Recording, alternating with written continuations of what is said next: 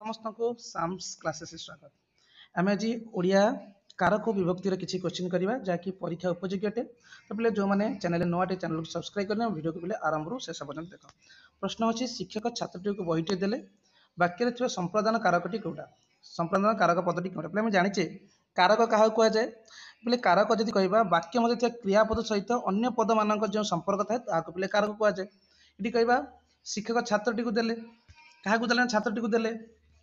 कहवा ये कारक क्रियापद क्या देले पे कह देले सहित छात्र संपर्क कौन पे कह संपर्क हूँ संप्रदान कारक। संप्रदान कौन क्या जहाँ दान कराए क्या दान कर छात्र दान कर कहवा जहाँ को कौन वस्तु सम्यक रूप दान कराए संप्रदान कारक बोली कहुए। ये कहवा शिक्षक छात्र जो बहीटे देले वाक्य संप्रदान कारक कौन होना कहवा छात्रटी को। ऑप्शन नंबर 3 यार आंसर हो आशा कर समस्त बुझी पारि। नेक्स्ट क्वेश्चन प्ले करवा प्लीज नेक्स्ट क्वेश्चन करवा तापर प्रश्न अच्छे देख देती विभक्त चिन्ह युक्त है शब्दर अर्थ कि प्रकार कि परिवर्तन घटे। यदि कहवा व्यापकता बढ़े ना संकुचित हुए ना अर्थ आबद्ध हुए ना आम किसी परिवर्तन घटे ना पे कहवा यदि विभक्ति चिन्ह युक्त है विभक्ति चिन्ह युक्त है शब्दर अर्थ कि परिवर्तन पे घटे। यदि कहवा तार आंसर पे कहवा ना अर्थ आबद्ध हुए बोले अर्थ आबद्ध हो जाए। यदि कहवा विभक्त चिन्ह पलि आसिले अर्थ कौन आबद्ध हो जाए पे कहवा।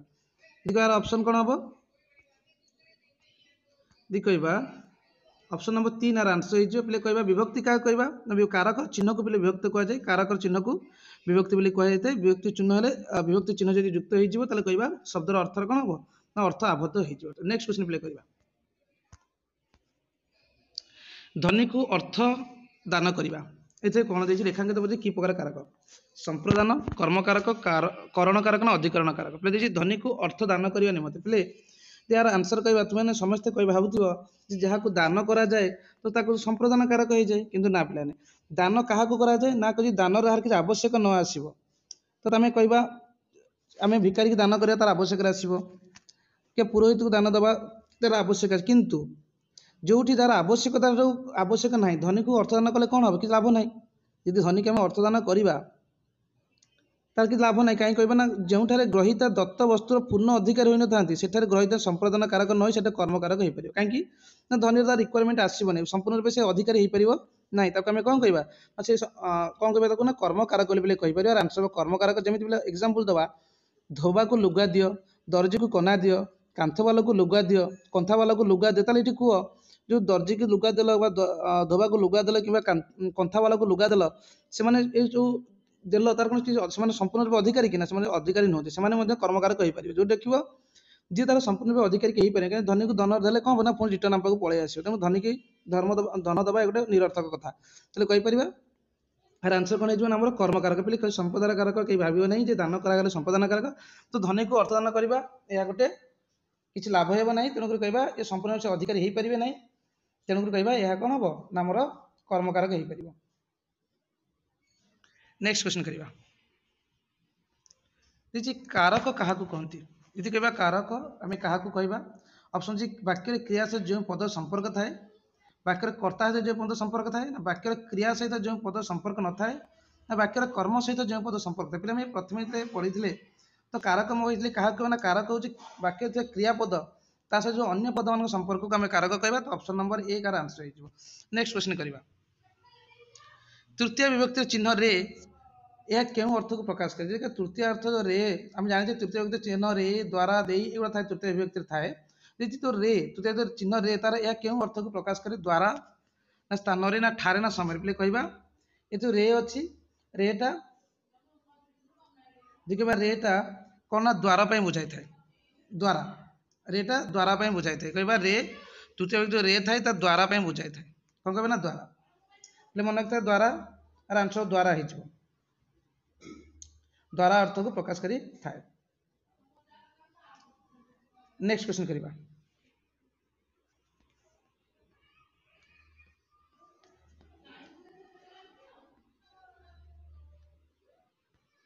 देखिए मशा को धुआं दियो रेखाकृत पदटी क्यों अर्थ प्रकाश होते मशा को धुआं दियो तो ये दान करागला किंतु आम कहीपर जे मशा को आम जो दान कले यह पे कारक पचार विभक्ति कही मशा को धुआं दियो तो रेखाकृत पद क्यों विभक्ति पे विभक्ति यदि कहवा विभक्ति आम क्या कहवा ना आम कहले कारक चिन्ह को विभक्ति कह जाए जो कारक चिन्ह थाए ताकू विभक्ति कह जाए कही तो मशा को धुआं दे एठार कहवा ये मशा को आम निवारण करुचे तो मशा को धुआं दे रेखांत पद्धति क्यों अर्थ विभक्त निवारण अर्थ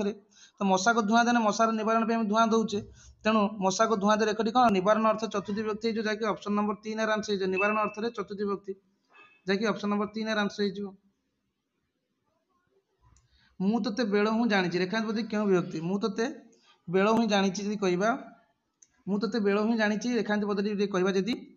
यार आंसर प्ले हो कौन तृतीय विभक्ति सप्तम विभक्ति पंचम विभक्ति और चतुर्थ विभक्ति बोले कहवा यार आंसर प्ले कौन हम ना पंचम विभक्ति हो कौन हम पंचम विभक्ति मुझे बेल ही जानी पंचम विभक्ति बोले पंचम विभक्ति क्यों जगह बोले मन रखता यदि कहवा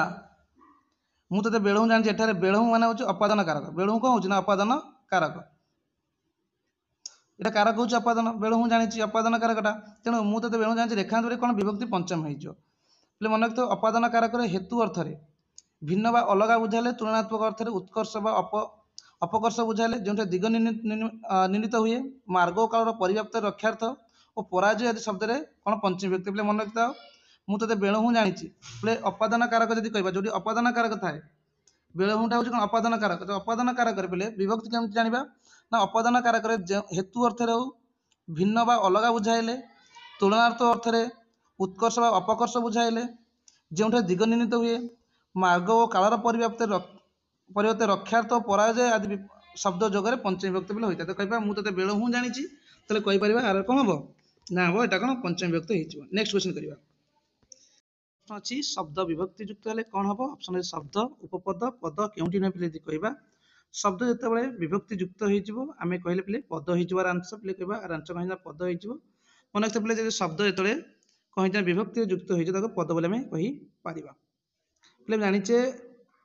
शब्द को आम चारि भाग विभक्त करें तत्सम तद्भव देशज वैदेशिक तेनाली आम कह पे शब्द को आम चारि भाग पे तत्सम तद्भव देशज वैदेशिक मन रखते शब्द को चारि भाग विभक्त कराई पे विभक्त युक्ति युक्त हो पद बोले आम कहीपर विभक्ति बोले कही जो सब वर्ण वर्ण समष्टि द्वारा संख्या और कारक सूचित हुए ताकू विभक्ति बोले कहुए कारक चिन्ह को मत विभक्ति कहुए ये कथा मतलब तुमको कही मन रख विभक्ति क्या कहुए ना विभक्ति कहवा जो सब वर्ण वर्ण समष्टि द्वारा संख्या और कारक सहित सूचित हुए ताकू विभक्ति कहुए कारक चिन्ह को आम कौन कहीपर ना वर्ण आम विभक्ति बोली कहीपर शब्द यदि विभक्ति युक्त हो कौन कह ना पद बोली कहीपर जहाँकि ऑप्शन नंबर 3 ए क्वेश्चन आंसर हो नेक्स्ट क्वेश्चन प्ले करवा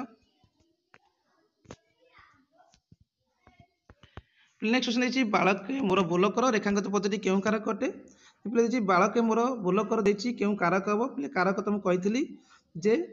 क्रिया वाक्य क्रिया सहित अन्य पदान संपर्क को कारक कहुए तो बालक मोर बोलकर ये बोलकर संपर्क सहित बालक कौन अच्छे कहवा ये कहवा यार आंसर पे आम कहवा ऑप्शन अच्छी कर्ता कारक कर्म कारक करण कारक अधिकरण कारक कर्ता कारक कर्म कारक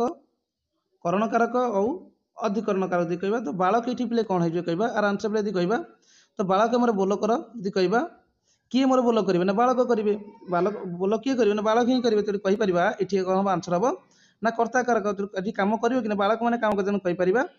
तो बालक शब्द बालक मान संबोधन करने उद्देश्य व्यवहार कराई तो बालक सहित प्रथम व्यक्ति बहुवचन चिन्ह ए युक्त कहीपर